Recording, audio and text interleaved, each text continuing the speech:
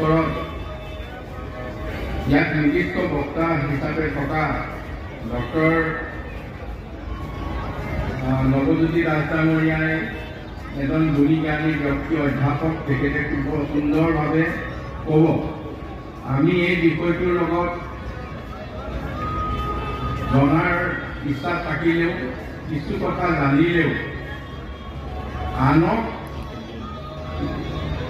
ইয়াৰ বিষয়ে ব্যাখ্যা দিব পৰাৰ কথাটো আমাৰ কাৰণে কিছু অপাৰক আৰু উচিত নহয় বুলি আমি ভাবিছোঁ, আমি লোক আছোঁ।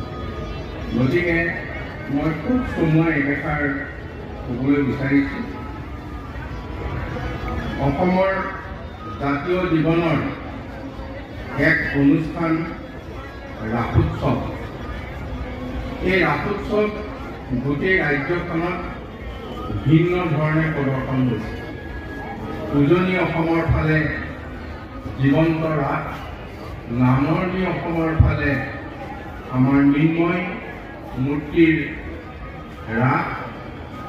ইয়াত হয়তো একেলগে 15 দিন ধৰি ৰাসোৎসৱ হৈছে। উজনি অসমৰ বিভিন্ন ঠাইত হয়তো এদিন দুদিনীয়াকৈ হৈছে, য'ত আমাৰ এই একে ৰাসলীলা ইয়াত যি মৃন্ময় মূৰ্তিৰে বৰ্ণিত কৰিছে, তাত সেইখিনি আমাৰ সকলোৱে অভিনয় মাধ্যমেৰে প্ৰদৰ্শন কৰিছে। এতিয়া আমি যদি চাওঁ যে আমাৰ যিখন মহাভাগৱত, যাক সৰ্বশাস্ত্ৰৰ শিৰোমণি বুলি কওঁ, সৰ্বশাস্ত্ৰৰ শিৰোমণি মহাভাগৱতৰ ৫ম অধ্যায়ত এই ৰাসলীলাৰ বৰ্ণনা আছে। আমাৰ গুৰুজনা শ্ৰীমন্ত শংকৰদেৱে ইয়াৰ পৰা সৰল সহজ ভাষাত উপলব্ধ হোৱাকৈ অভিনয়ৰ মাজেৰে আমাৰ কেলিগোপাল নাটখন তেখেতে ৰচনা কৰিছিল। গুৰুজনাই যিমানকেইখন অংকীয়া নাট কৰিছিল তাৰ ভিতৰত এখন কেলিগোপাল, য'ত ৰাসলীলাৰ ইয়াত অপাৰ মহিমা থকা আমাৰ সকলোৱে ভগৱান বুলি আমি যাক একমুখে স্বীকাৰ কৰি আমি ভগৱান বুলি প্ৰাৰ্থনা কৰিছোঁ, ভগৱান শ্ৰীকৃষ্ণ যি অপাৰ মহাত্ম্য আৰু গুণ গৰিমাৰে উদ্ভাৱিত পবিত্ৰ উৎসৱৰ ৰাসলীলাই গোটেই ভাৰতীয় আধ্যাত্মিক দৰ্শনৰ অন্যতম প্ৰমুখ দীক্ষা, য'ত আমি কৈছোঁ যে পৰমাত্মাৰ লগত আমাৰ নান্দিনীক ৰূপত যি প্ৰতিভা আমি দেখিলোঁ, আত্মাৰ যি মিলন, এই মিলনৰ আমি ইয়াত সেই ছবিখন আমি প্ৰত্যক্ষ কৰোঁ। সংস্কৃতিৰ ওপৰত কথা কোৱাৰ মোৰ এতিয়া ইমান অভিজ্ঞতা হোৱা নাই, তথাপিও ভগৱান কৃষ্ণ বুলি ক'লে আমাৰ হৃদয় এক অনন্য অনুকম্পাৰে, অনুৰাগেৰে পৰিপূৰ্ণ হয়, কিয়নো আমাৰ হৃদয়তে ভগৱন্তৰ বিস্ফোৰিত ক্ষুদ্ৰ অংশ হ'লেও আছে। চৈতন্য আদিত্য হৃদয় আকাশে সৰ্বদাই প্ৰকাশ হয়। আমাৰ হৃদয়তে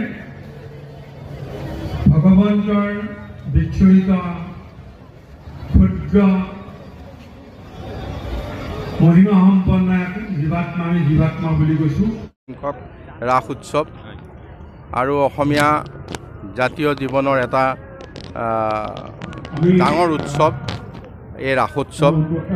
গতিকে ইয়াত উপস্থিত থকা আৰু ইয়াৰ মৃন্ময় মূৰ্তিয়ে প্ৰদৰ্শন কৰা যি ৰাস, ই সকলোকে আজি 15 দিন ধৰি আপ্লুত কৰিছে। আজি সামৰণি অনুষ্ঠান। এই সামৰণি অনুষ্ঠানত উপস্থিত থাকি ভগৱান শ্ৰীকৃষ্ণৰ যি ৰাসলীলা, য'ত আত্মা আৰু পৰমাত্মাৰ মিলনে মূল আমাৰ ইয়াৰ অৰ্থ। গতিকে ইয়াত আমি পৰমাত্মাৰ লগত সকলোৱে মিলন হৈ এক শান্তিপূৰ্ণ সমাজ যাতে আমি গঢ়ি তুলিব পাৰোঁ এই আশা ৰাখিছোঁ। ছাৰ, এটা প্ৰশ্ন আছিল, কিছু ইয়াৰ পৰা নিব বিচাৰিছে। আজি সুৰক্ষা সমিতিয়ে আপোনাক মেমৰেণ্ডাম দিছে, কিন্তু আপুনি যিহেতুকে চৰকাৰে উপস্থিত হৈছে, কেনেধৰণে ৰাইজক আশ্বস্ত কৰিব? মই তেখেতসকলৰ লগত অকণমান দীঘলীয়াকৈ কথা পাতিছোঁ। কেইবাটা সমষ্টিতো এনে ব্যৱস্থা হৈছে। সমষ্টি ডিলিমিটেশ্যন হোৱাৰ পিছত ইয়াত আমি যিখিনি তেখেতসকলে কৈছে যে ইয়াত মানে যিটো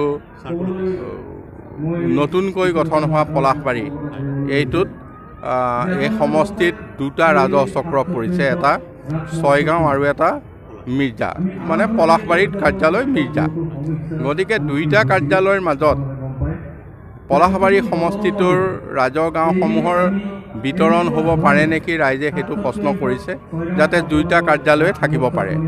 গতিকে এই গোটেই বিষয়টো তেখেতসকলে দিছে। মই মাননীয় মুখ্যমন্ত্ৰীৰ ওচৰত ৰাইজৰ মনোভাৱখিনি মই দাঙি ধৰিম, নিশ্চয় ইয়াৰ বিবেচনা কৰিম।